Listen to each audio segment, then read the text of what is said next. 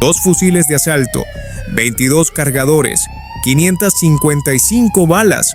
Eso fue lo que el Cártel Jalisco Nueva Generación mandó a Rincón de Cetina, Michoacán, ese día. Y todo eso quedó en manos del Estado antes de que la polvorienta de ese camino rural terminara de asentarse. 2 de sus gatilleros están detenidos ahora mismo. El resto salió corriendo como alma que lleva el diablo por esas veredas michoacanas. Y uno de los que no pudo correr suficientemente rápido está en un hospital, recibiendo atención médica bajo custodia policial, con un proyectil de arma de fuego registrado en su cuerpo como recuerdo permanente de la peor decisión de su vida. Esto no fue un cruce fortuito, no fue un encuentro accidental entre 2 partes que coincidieron en el lugar equivocado. Esto fue una emboscada, planificada, coordinada, con armamento de guerra de grueso calibre, con posiciones de cobertura preestablecidas y con la intención explícita de tumbar un convoy oficial del Ejército Mexicano y la Secretaría de Seguridad Pública del Estado de Michoacán. Alguien dio esa orden, alguien eligió ese camino. Alguien calculó que ese día, en ese tramo de Rincón de Cetina, las fuerzas del Estado iban a salir perdiendo. Lo que ese alguien no calculó bien, lo vamos a ver ahora. Los elementos de la SSP estatal y del Ejército Mexicano venían realizando patrullajes coordinados en la zona. No era un operativo relámpago, no era una respuesta a un reporte de último minuto. Era presencia institucional sostenida en una región que el CJNG ha intentado marcar como territorio propio. Esos patrullajes no avisaron de su llegada, no mandaron señales de humo, simplemente circulaban, vigilaban y mantenían el orden en caminos y comunidades que la gente de a pie necesita recorrer para vivir su vida normal. Y en algún punto de ese recorrido, entre la maleza y los cerros que rodean Rincón de Cetina, alguien ya los estaba esperando. Afuera todo parecía normal, adentro ya era demasiado tarde. Los sicarios del CJNG abrieron fuego de manera intempestiva contra las unidades oficiales. El término que usaron las autoridades fue exactamente ese, intempestiva, sin advertencia, sin ultimátum, directo al metal, directo a las unidades, con fusiles de asalto calibre 7,62 por 39 milímetros apuntando contra los uniformados como si el ejército mexicano fuera un obstáculo menor que se pudiera despejar con un par de ráfagas y un par de minutos de valentía prestada. Eso fue lo que el comando, el enlace entre la cúpula del CJNG y los cuerpos desplegados en campo ese día, le hizo creer a los suyos antes de mandarlos a ese camino. El comando no es un nombre que aparezca en ningún expediente todavía.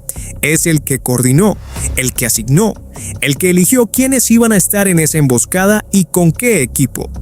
En el organigrama del Cártel Jalisco Nueva Generación, ese nivel de responsabilidad no se le entrega a cualquiera. Se le entrega al que ha demostrado resultados, al que tiene sangre fría, al que puede organizar una operación de este tipo sin que se le quiebre la voz cuando da la orden. El comando tiene historial. El comando tiene jerarquía. Y el comando esa noche tuvo que explicarle a alguien más arriba en la cadena por qué la emboscada falló, por qué 2 de los suyos están en manos del Estado y por qué el resto huyó como si el suelo de Rincón de Cetina se estuviera abriendo debajo de sus pies. Esa conversación nadie la grabó, pero todos sabemos cómo termina en estas organizaciones cuando el resultado es un fracaso de esta magnitud. El comando no es un nombre que aparezca en ningún expediente todavía. Es el que coordinó, el que asignó, el que eligió quiénes iban a estar en esa emboscada y con qué equipo. En el organigrama del Cártel Jalisco Nueva Generación, ese nivel de responsabilidad no se le entrega a cualquiera. Se le entrega al que ha demostrado resultados, al que tiene sangre fría, al que puede organizar una operación de este tipo sin que se le quiebre la voz cuando da la orden. El comando tiene historial. El comando tiene jerarquía, y el comando esa noche tuvo que explicarle a alguien más arriba en la cadena por qué la emboscada falló, por qué 2 de los suyos están en manos del Estado y por qué el resto huyó como si el suelo de Rincón de Cetina se estuviera abriendo debajo de sus pies. Esa conversación nadie la grabó, pero todos sabemos cómo termina en estas organizaciones cuando el resultado es un fracaso de esta magnitud.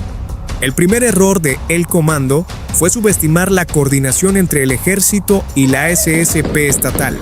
No era una patrulla solitaria con cadena de mando lenta y capacidad de respuesta limitada. Era un equipo articulado, entrenado específicamente para responder a agresiones de este tipo, con protocolos de comunicación inmediata y capacidad de fuego real. Cuando los sicarios abrieron fuego, lo que encontraron del otro lado no fue confusión ni repliegue, fue respuesta táctica inmediata, fue entrenamiento activado en tiempo real. Fue exactamente lo opuesto de lo que el comando les prometió que iban a encontrar. Detente un segundo aquí porque lo que sigue es peor. El segundo error fue el chaleco. Entre todo el equipo decomisado en la inspección técnica del perímetro, las fuerzas de seguridad encontraron un chaleco táctico. Un chaleco que no era anónimo, no era genérico, no era el tipo de prenda que cualquier persona podría llevar sin que diga nada sobre quién la porta. Este chaleco tenía siglas impresas, bordadas, estampadas, de alguna manera físicamente incorporadas a la tela de ese chaleco que vinculan de manera directa e inequívoca al portador con el cártel Jalisco Nueva Generación. Alguien salió a ejecutar una emboscada contra el ejército mexicano usando el uniforme de su organización criminal como si fuera un traje de gala, como si portarlo fuera un honor que valía más que la discreción que cualquier manual básico de operaciones clandestinas exigiría. Ese chaleco es ahora evidencia física en cadena de custodia. Es una firma sobre la escena del crimen. Es el tipo de detalle que los fiscales federales van a usar para construir el expediente y que los abogados de la defensa van a tener que tragar como pueden. El tercer error fue no tener ruta de extracción.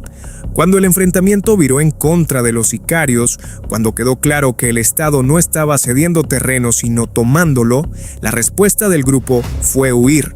No fue un repliegue táctico ordenado, no fue una retirada coordinada hacia un punto de reagrupamiento establecido, fue pánico, fue dispersión, fue cada quien por su lado, tierra levantada, botas en la maleza y el sonido de hombres corriendo sin destino claro mientras dejaban atrás a 2 de los suyos y 555 balas que ya no les servían de nada.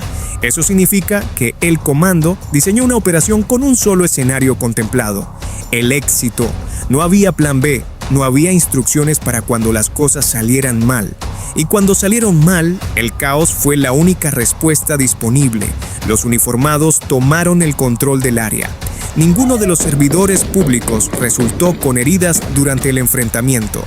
Eso no es un dato menor. Eso es el resultado de entrenamiento, coordinación y respuesta táctica aplicada correctamente en un momento en que el margen de error era cero. Del otro lado, el balance fue completamente diferente. Un gatillero detenido con heridas por proyectil de arma de fuego, trasladado al hospital bajo custodia estricta. Un segundo gatillero detenido sin heridas físicas visibles, puesto de inmediato a disposición del Ministerio Público de la Federación, junto con todas las evidencias materiales del caso, y el resto desaparecidos en la geografía michoacana, corriendo hacia algún refugio donde van a tener que explicar por qué volvieron solos y sin el equipo. El inventario que quedó sobre el terreno habla por sí mismo con una elocuencia que ningún comunicado oficial puede superar. 2 fusiles de asalto AK-47, calibre 7,62 por 39 milímetros.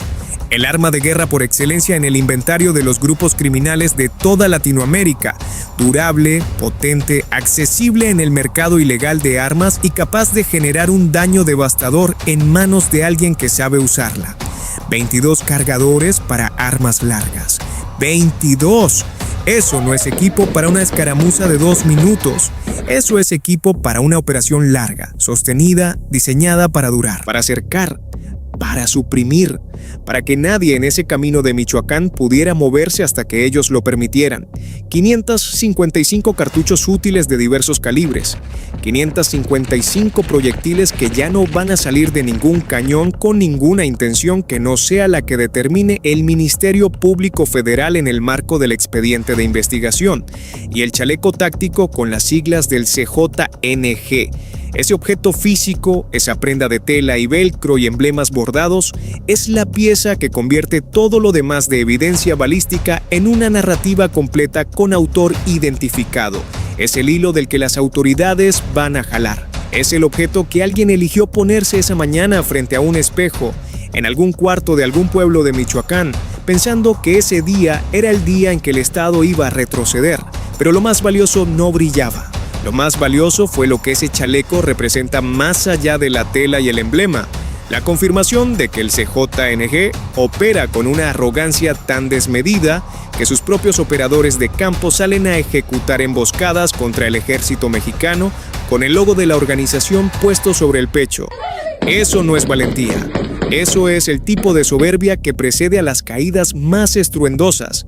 Y ese chaleco, esa prenda estúpidamente identificada, va a ser una de las primeras piezas del expediente que un fiscal federal va a poner sobre la mesa cuando empiece a construir el caso. El comando sigue libre. Eso es lo que hay que sostener en la mente después de toda esta historia.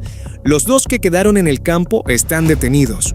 Uno en el hospital, uno en el Ministerio Público. Pero el que dio la orden, el que eligió el punto de la emboscada, el que asignó los fusiles y los cargadores y los cuerpos que iban a estar en ese camino de Rincón de Cetina, ese todavía no tiene esposas.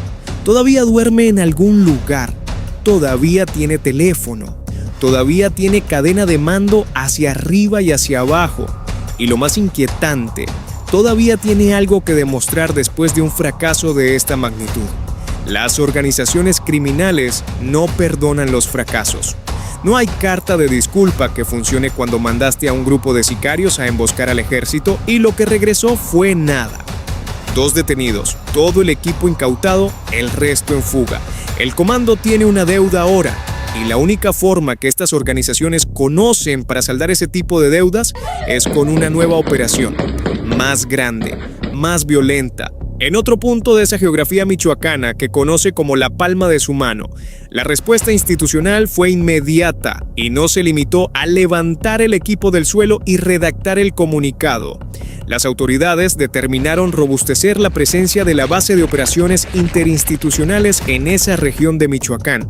Eso significa patrullajes terrestres permanentes, filtros de revisión en las comunidades y carreteras secundarias colindantes, presencia activa y visible de corporaciones de los 3 niveles de gobierno en una zona que el CJNG había marcado como propia. Cada filtro de revisión en esas carreteras es una pregunta que los operadores del cártel tienen que responder antes de moverse. Cada patrullaje terrestre es un ojo en rutas que antes circulaban vacías. Cada hora de presencia institucional sostenida en Rincón de Cetina es un mensaje enviado sin palabras al cuartel invisible del CJNG en la región. 2 fusiles, 22 cargadores, 555 balas, 2 gatilleros con el peso del sistema federal encima, un chaleco con siglas que no van a desaparecer de ningún expediente, y el comando en algún lugar de Michoacán contando lo que le queda y planeando el siguiente movimiento.